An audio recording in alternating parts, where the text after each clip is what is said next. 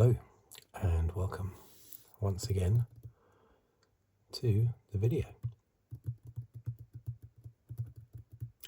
In this one I will be continuing my casual look, simply from a fan's perspective, of every race in the 2024 Formula One World Championship.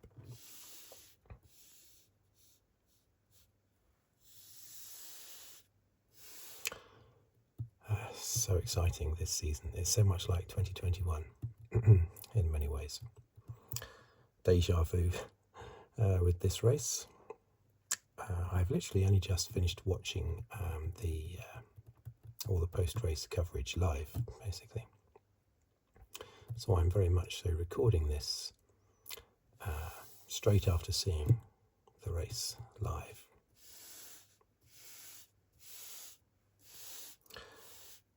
As you can see, we are joined by Carlos Sainz. This isn't the Leclerc model that or one of my Leclerc models that I sometimes bring out. This is genuinely Carlos Sainz, as you can see by the number 55 there. This is his F1 75 from 2022. So I thought I would, spoiler alert, but I thought I would have Sainz as the Formula One car. If you haven't seen the race yet, then don't read anything into that. It was just a car that I randomly picked. Right, so let's do the usual thing, which is I write down the finishing order, then the top 10 in the Drivers' Championship, then the top 10 in the Constructors' Championship, and then a few words, basically, about what I thought of the race. Okay, so let's go. So firstly, it was round 20.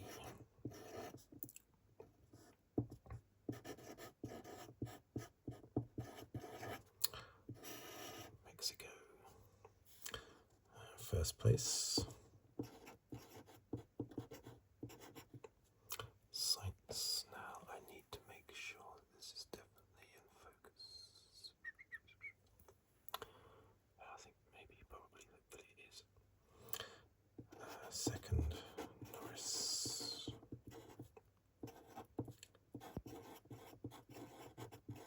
Third, Leclerc. Then we had Hamilton, Russell, and Verstappen.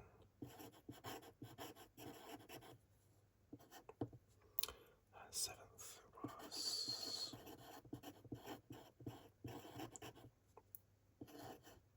Magnussen, with eighth being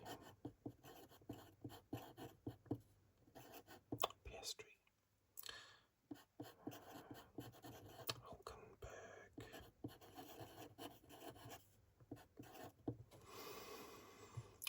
Gasly,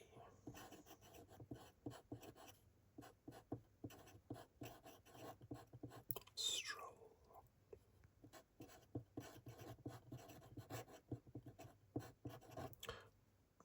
Colapinto. Yeah, I thought I'd misspelled that for a moment.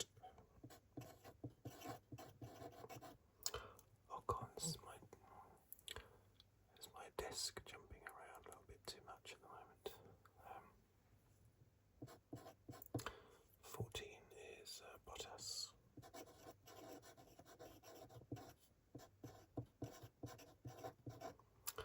Zhou.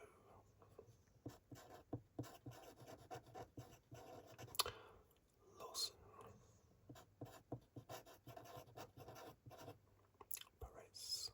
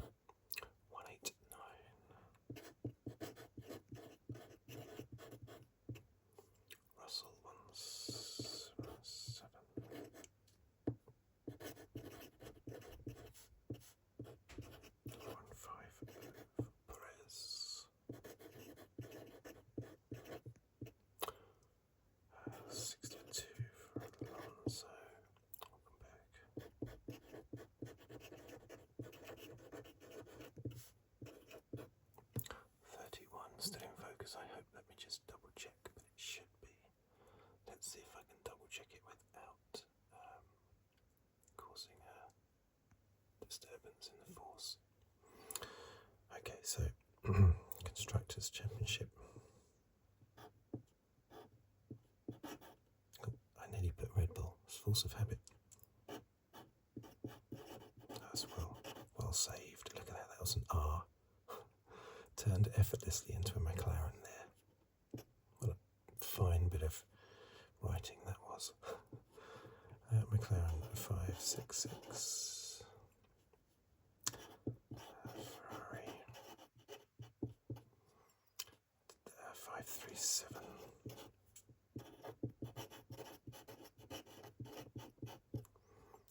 Red Bull 512.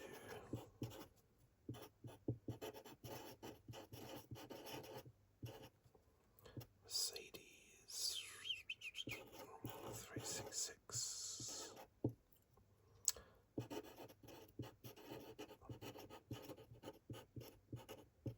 Aston Martin Aron 86.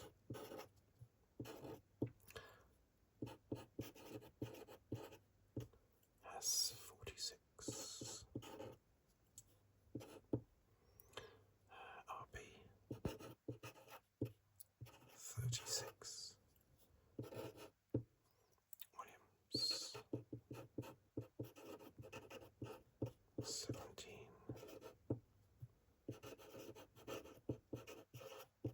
Alpine 14.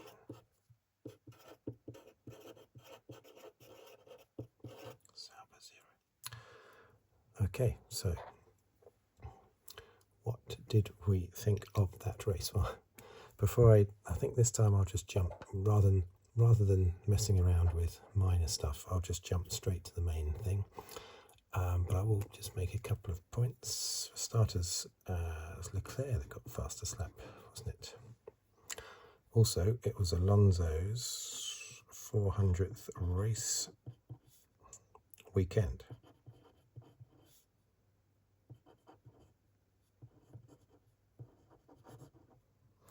I think that's the more accurate way of saying it. It wasn't his, I can't say his 400th Grand Prix because I think it's his 297th actual race. 397th actual race.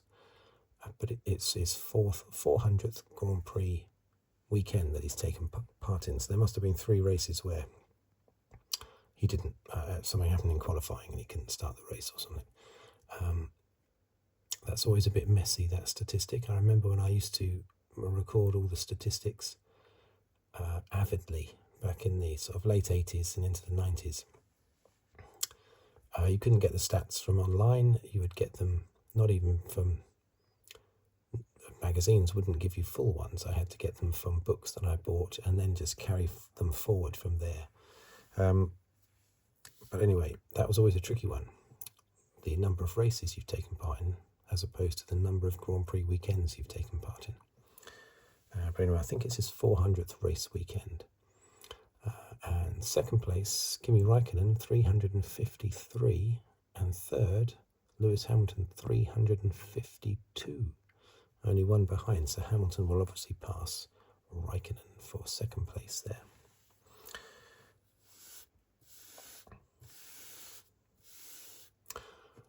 What else? Perez on his home circuit. I mean, surely this is now the end of Perez.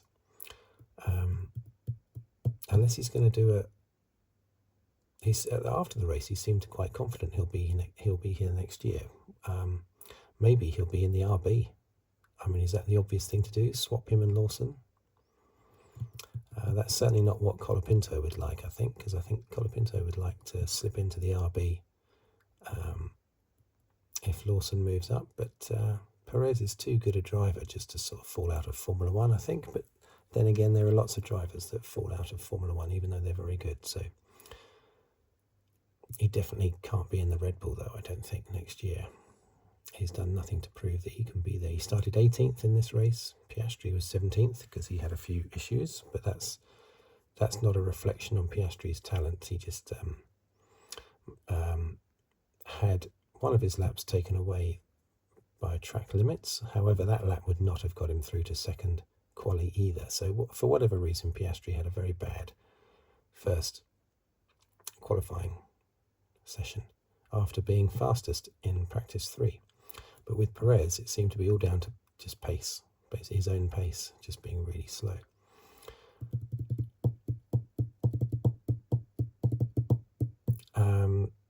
After the start of the race, we had, Tsunoda and Albon came together, didn't they, going into or approaching the first corner. Too many cars side by side. No one's fault, really. No one driver's fault. Oh, the other crazy thing with Perez is, of course, that he gave himself a massive head start. He got from 18th to 13th by, like, the first corner. And we thought, wow, Perez, that's fantastic. Until we realised that he decided to start in 16th place instead of 18th. He started in the 16th grid position, or right behind the 16th grid position, instead of his 18th grid position. So he got a 5-second penalty for that. Absolutely ridiculous. I don't know, everything's just going wrong now. Even when they put him on soft tyres at the end to try and get the fastest lap, he didn't manage that either. He would have done had Leclerc not put in a stonker right at the end as well on his fresh tyres. And the Ferrari was quicker than the Red Bull, so you could sort of defend Perez with that, of course. Anyway, let's jump in right into the mix with Verstappen v Norris. Oh my goodness. Deja vu. Verstappen keeps going on about how he just follows the rules and kept repeating after Austin, you cannot, you shall not pass, basically. That's what he should be saying. He's like Gandalf, isn't he? You shall not pass. But he kept saying after Austin, you cannot gain an advantage by going off track. You can't overtake by going off track. You can't gain an advantage going off track, even though, ironically, considering he said that after the race, he himself, Verstappen, gained an advantage from going off track when he stopped Norris from getting past him. He basically didn't stop at the corner, of course, at turn 12 in Austin. He just kept driving, knowing that he would force Norris off, and because he was at the apex slightly before Norris, he would be allowed to keep the position. If not, Norris would get a penalty, which is what happened. So, yeah, so he contradicted himself massively there, and he contradicted himself massively again here, of course, because he twice tried to gain an advantage, not by going off the track first time at turn 4, was it? He didn't actually go off the track. He just pushed Norris off, but he didn't actually go fully off himself. However, at turn 7, he did go fully off himself, just like Brazil 2021 with Hamilton. Anyway, at the start, Norris, how many laps was it in actually? Was it? Yeah, it was after Sainz had got back past Verstappen. Verstappen got past Sainz. Verstappen had a very good start. Sainz got past him though with a great late lunge. Smooth bit of overtaking into turn 1. There was nothing that even Verstappen could do to stop that overtaking manoeuvre. And then, of course, it was Norris's turn, and Norris came from way back. You see an overhead shot of Norris coming in.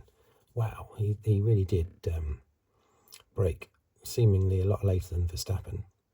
Got past Verstappen, or rather alongside. That was into the turn 3. That must have been into, I think. And anyway, Norris held on to it. Super aggressive move by Norris, but he's realised he's got to fight fire with Max now. So Lando dived up the inside of Max, held his own, and when they got to the apex of turn 4, Norris, I think you could say he was level with Verstappen, maybe slightly ahead.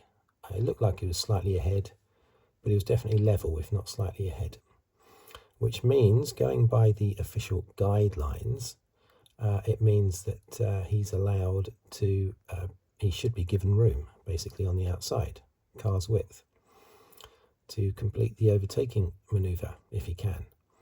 But Verstappen gave him absolutely no room whatsoever, even absolutely zero room, because Verstappen just pushed Norris off the track, and Verstappen's right-hand wheels went off the track himself. So there was definitely not a car's width left on the track.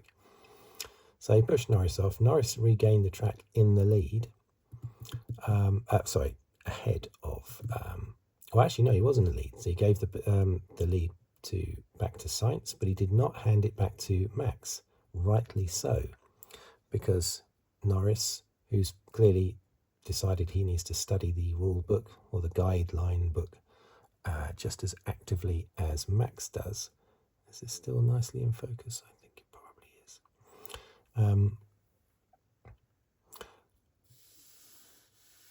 Norris obviously realised, right, now, I don't know how they can tell. How on earth can the drivers tell who is in front at the apex when it's really close like that? But anyway, he must have known it was very, very close. So he thought, right, I'm not going to give the position back, because he should have given me a car's width on the outside, and he didn't at all. So he held on to the position. He didn't hand it back. Well done, Lando, for being that confident. However, he didn't have long to think about it, because 3 corners later, Verstappen went for it on a corner that you wouldn't normally overtake at, and Verstappen just put his foot down, and maybe, let's give him a benefit of the doubt, maybe Max was screaming in his helmet that his brakes weren't working. I mean, he moans all throughout the race about how nothing works on the car, even though everything seems to work on the car, because he still manages to get decent enough results. But apparently nothing ever works on the car properly. So maybe he was screaming in his helmet about how the brakes weren't working, I don't know, but for whatever reason he didn't brake going into turn 7, and just drove himself and Norris off the track, and gained a position. And this is the really irritating thing. Yes, they gave Verstappen 2 10-second penalties, which of course Max thought was ridiculous. And a GP, is that the sort of the abbreviation of his race engineer's name? But GP, of course, always agrees with Max, apart from once in a race, I think earlier this year, when he got a bit angry with Max because Max was attacking him so much, but calling him all sorts of names. And but normally GP is absolutely whatever Max wants to say. GP absolutely 100% agrees, basically, always.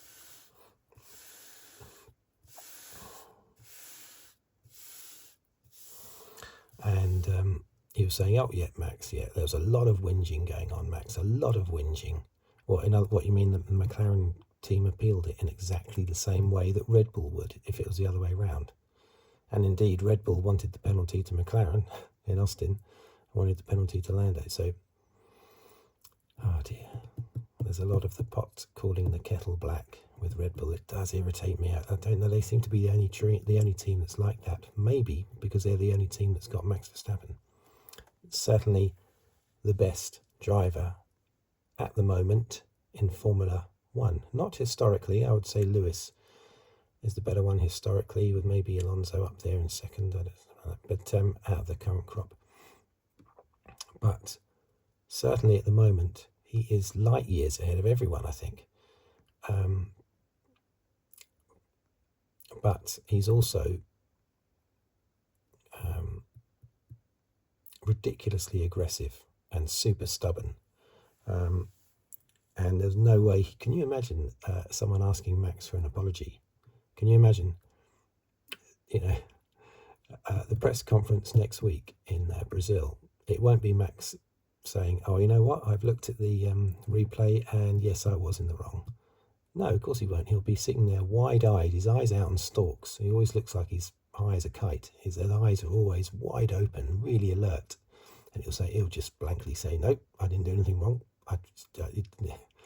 He can't say he follows the rules. That's what he kept repeating in Austin. He can't say that, of course. But he'll say something. he's a very intelligent man, I think, Max, I have to say. I have to compliment him. He's intelligent, he's on the ball, he's sharp, he's wide-eyed, he knows all the rules, stroke guidelines. He's a fantastic driver, the best at the moment on the grid by a distance, I think. It's fantastic. But he also has these massive faults, just like Senna and Schumacher.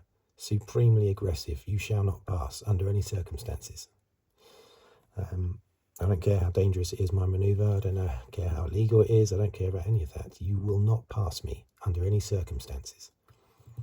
Now, I've been watching Formula One a long time, and I've seen many, many races where Senna would be like that, and many, many races where Schumacher would be like that. And Verstappen is the same.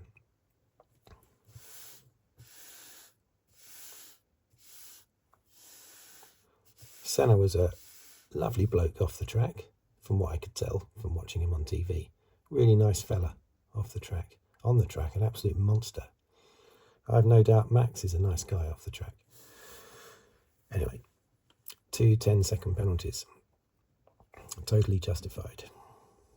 Because you cannot just keep pushing people off all the time. You can't just keep doing exactly what he did in Austin, although that wasn't as severe as this. But Max doesn't seem to care, even if you have the lead at the apex. In Austin, when he pushed Norris off the track, at least Max had the lead at the apex of the corner, so he didn't have to give room on the outside. Here he did not have the lead on either of the overtaking manoeuvres, and yet he still pushed Norris off the track. Oh dear, oh dear. Anyway, so that's what I think there, basically. And at long last, it's too late for the championship, unfortunately, but at long last, the stewards have actually pulled up their socks and thought, you know what, let's give Max some penalties. It's too late, though. Damage has already been done. Championship is already won by Max, and he deserves it. I think more than anybody, I do think Max deserves the championship this year. The way he's managed to score points, he's managed to wring the neck of that Red Bull.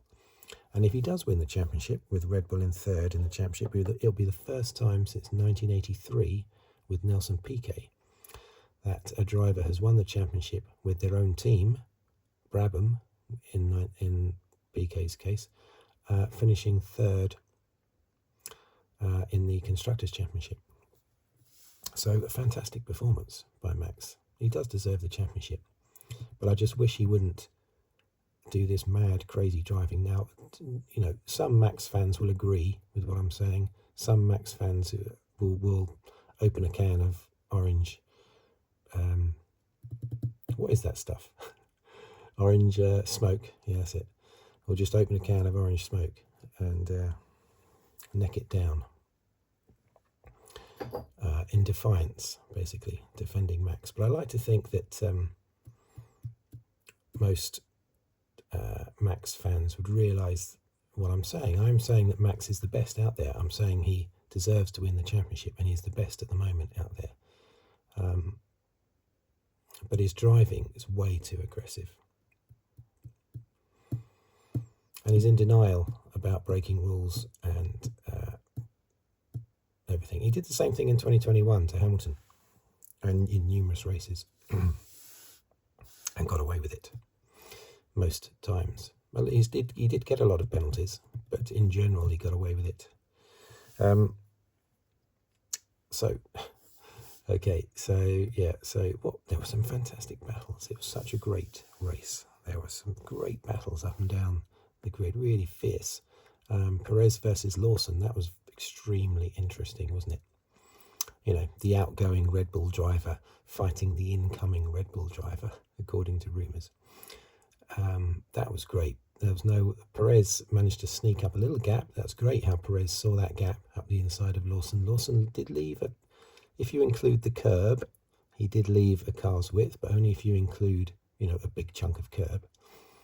But then Lawson just seemed to stick himself to the side of Perez's car and wouldn't budge. And it was great for 2 or 3 corners. They were alongside each other, biting little bits off each other's cars. Perez's car ended up nastily damaged because of that.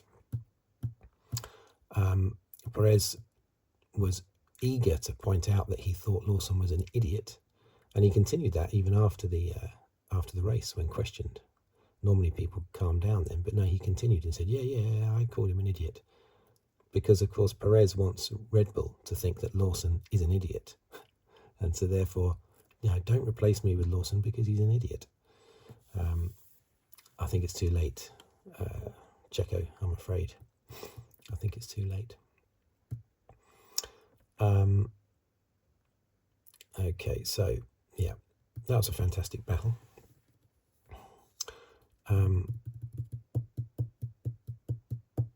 One thing that did frustrate me a lot was that Verstappen got past Norris in what was classed by the stewards as clearly an illegal move, because they gave him 2 penalties. But, of course, he didn't hand the position back.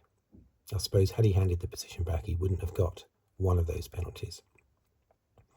But he didn't, and that meant that he held up Norris. I think it would have been better if he had let him past. 10-second penalty, but at least Norris would have been clear of Verstappen. Instead, Norris had to stay behind Verstappen for another, I don't know how many laps, 15 laps was it or something, until Verstappen pitted, fortunately early, and that then released Norris. Norris stayed about 1.5 seconds behind Verstappen all that time, and that was obviously deliberate because, I mean, he has to, as Martin Brundle said, he has to treat the Red Bull like the hind legs of a donkey, which Brundle has said before, and I love that quote because it's accurate. Just like you shouldn't walk behind a horse or a donkey, you should not walk behind or get close to the rear of Verstappen's car. So, treat the Red Bull like the hind legs of a donkey. The other thing that's a little bit irritating is, not irritating, it's just disappointing for Horner, is that he said in Austin, rather sort of cockily, criticising McLaren, he said, McLaren should have told Norris to give the position back to Verstappen. That's what Horner said in Austin, and he made some comment about, McLaren not being used to fighting at the front, and so that's why they weren't able to do it. Well, McLaren historically as a team have got the best records of any team as regards. I think they've won more championships than even Ferrari. I believe they've won more championships than Ferrari. Anyway, they're right at the top of the charts, ahead of Red Bull. So a little bit of an insult there, but they're always insulting each other, these team principals, so that's okay. But anyway, Horner said that in Austin about McLaren. McLaren should have given the place back. Why didn't Horner tell Verstappen to give the place back to Norris this time? And when it was so blatantly obvious that Verstappen was in the wrong and was going to get a penalty, and yet nothing was said to Max. You know why? Because they're all scared of Max. That's why they're all scared of upsetting Max all the time. It's ridiculous. Oh, you're totally in the right, Max. Well done, Max. You're totally in the right. If you have someone telling you that all your life, you're going to just do whatever you want, aren't you? Anyway, okay. So there's other notes if I put down here, little ones. Oh, another great battle, of course, was Hamilton and Russell. Fantastic. They had 2 scraps, one earlier in the race and one later. The one earlier in the race, I remember Russell went to overtake Hamilton at one point, and Hamilton moved across extremely late. A very late manoeuvre. Russell managed to quickly dart in the other direction to avoid them having a massive accident. Yeah, I mean, I've always been a Lewis fan, but that was ridiculous by Lewis. Very late manoeuvre, almost caused an accident. However, in their second scrap, their longer scrap that went on for 12 laps, Russell did exactly the same thing back to Lewis. Did an extremely late defensive move, jerked across the track, and again nearly caused an accident. So tit for tat there, they both did it to each other. But I'm amazed that those 2 Mercedes actually finished the race. But you see, they were, even though it was hard and aggressive, it was still fair. Neither of them ran the other one off the track. and eventually Hamilton got past Russell. Unfortunately, these scraps with Verstappen, if you dare to overtake him, you'll end up being driven into a tree. Because, as Max sees it, no one is allowed to overtake Max. I know I sound very critical, and I'm sorry to Max fans out there. As I've said earlier on, just a few moments ago, I think he's the best driver out there at the moment, and one of the best of all time, and totally deserves to win the championship more than anybody else. Okay, because of the way he's defended in the last 14, 15 races with not the best car. Yes, Norris has had a lot of bad luck. There's numerous races that he would have won had he not had some bad luck in different ways throughout those races. But generally speaking, I think Verstappen does deserve to win the championship more than anybody. Putting aside his aggression in Austin, his aggression at the Red Bull Ring in Austria, his aggression just today, putting all of that aside, I still think Verstappen deserves to win the championship. But he is way too aggressive and needs to be pulled back.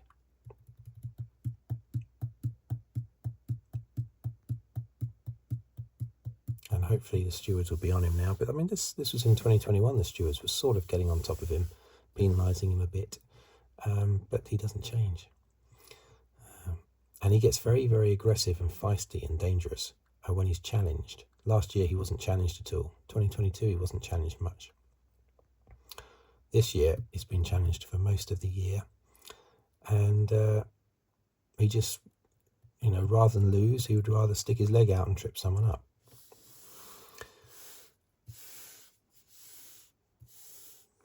So there were some other big scraps. I can't remember who they were. Oh, the Haas's. Didn't the Haas's do well? 7th and 9th. That's fantastic. Magnussen was really strong. He was on a pace with the Mercedes for a lot of the time. The commentators said, "Oh, well done, what's that guy's name? Ayu Matsushita or something. The guy who's the guy in charge, team principal at Haas now. But surely this is Gunther Steiner's team still, isn't it? Because Gunther Steiner left at the beginning of the year. The other guy, Io, I think that is his first name. Io, he was in the team already. So yes, I think he was in charge of engineering or something like that. So you could argue that Io has designed the last few cars, sort of thing. I don't think he's a designer, is he? He's the engine man, isn't he, or something? I don't know. But I think it's wrong to say that Haas are doing well because Steiner has been removed and Io has sorted out this, that and the other and streamlined this, that and the other. No, this is basically still Steiner's car. Next year's car, yes, Steiner won't have anything to do with it. But this is still Steiner's team, I should say, not car, because obviously Gunther Steiner didn't design the car. But it's Gunther Steiner's team still this year. So I think he deserves the credit, really. Or a lot of the credit, anyway. But they drove really well. That was fantastic. Gasly finished 10th. Now, I don't remember seeing him at all in the race. I was too busy looking at everything else that was going on. But that's a good performance. Piastri, well, he had a terrible qualifying. He came charging through as best he could. He finished just behind Magnussen and Max. He nearly, mind you, he'd have had to have got past Magnussen to get to Verstappen. I'd have loved to have seen a scrap between Verstappen and Magnussen, because they're both equally super aggressive. Can you imagine Magnussen in a championship winning car? It'd be exactly the same as Verstappen.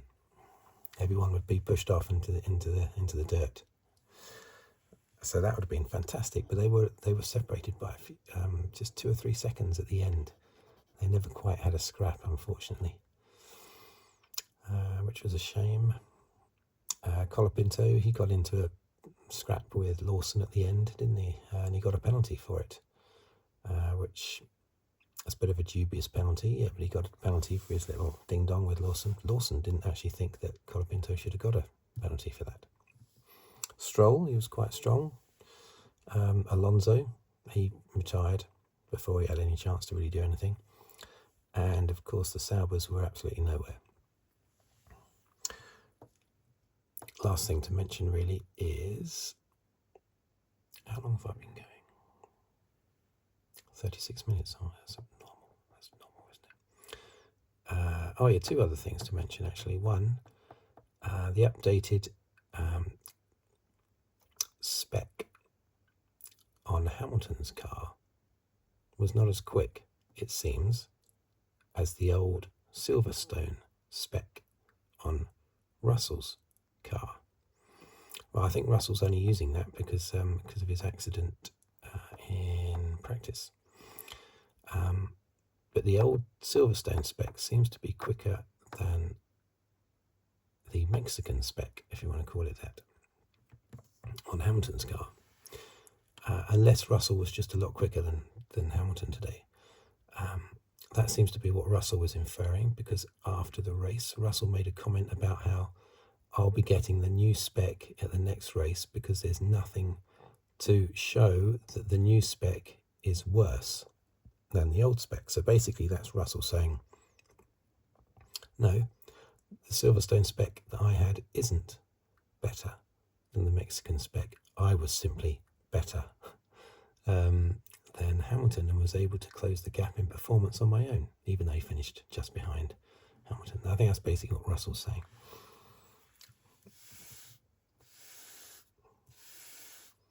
Looking forward to Hamilton in a Ferrari next year. Now, I'm just hoping that Hamilton hasn't lost it. Yeah, people keep saying, oh yeah, Sainz leaving Ferrari, that's, is that the right thing? Is that bad? Have Ferrari made a mistake? But then they always say, oh, but who would turn down the chance to get a 7-time world champion? Being a previous 7-time world champion doesn't mean that you are a future 8-time champion. Doesn't automatically go that way. Lewis is getting on. Is he past it?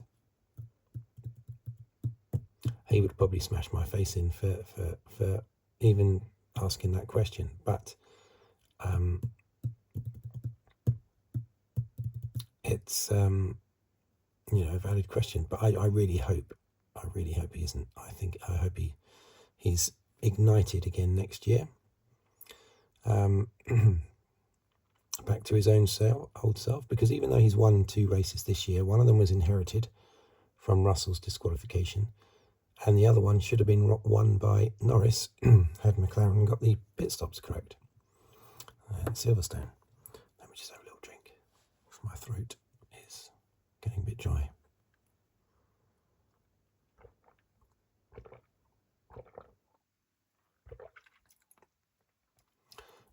So yeah, hopefully Hamilton will be great. The other thing I wanted to mention is that fantastic save by Leclerc at the end of this race. Oh, that's amazing. Got an extra 3 points for Norris, which is good. But it was good that Leclerc kept it out of the wall, because not only would that have been a massive accident for Leclerc, but also it would have given Verstappen a couple more points, which wouldn't have been good. But a fantastic save by Leclerc. That's one of the best I've ever seen, I think. One of the best saves I've ever seen. That was amazing. But yeah, did I finish? I didn't finish what I was saying earlier about Norris being held up behind Verstappen, did I? Yeah, the annoying thing about him being held up by Verstappen for those 15 or so laps was because he lost out to Sainz in the end by about 5 seconds. I reckon Norris would have won that race because he was so much quicker on his hard tyres than the Ferraris. And the Ferraris were dominant on the mediums, but not on the hards. But Norris, I'm sure, would have won that race had he not been stuck behind Verstappen for 15 laps. So I think it would have actually been better, not just for Verstappen to give up the place, but better for Norris if Verstappen had given up the place Yes, he would have only got one 10-second penalty then, Verstappen, but Norris would have been free to race after the Ferraris. But that didn't happen. Hopefully you've made it all the way to the end of this video, because that was a sentence I failed to finish earlier on, wasn't it? I do sometimes do that, and then I realise after I've released the video that I didn't quite finish a point I was making about something. Anyway, thank you for watching, thank you for listening. If you'd like to subscribe, please do so. Like the video or comment, or leave a tip on the thanks button below the video. But the main thing is that you're watching, and that's what I'm very pleased about and humbled by. Believe me, I'm not a super successful YouTuber, so I'm always humbled by the fact that anyone is watching my videos, quite frankly. So thank you very much. Okay. Join me on the next video, whatever it may be about. Not necessarily Formula 1, of course, because I don't just do Formula 1. Just mostly Formula 1, but not only Formula 1. I've got a couple of Star Wars ones that I'm going to record coming up. Okay. Once again, thank you, and I will say goodbye for now.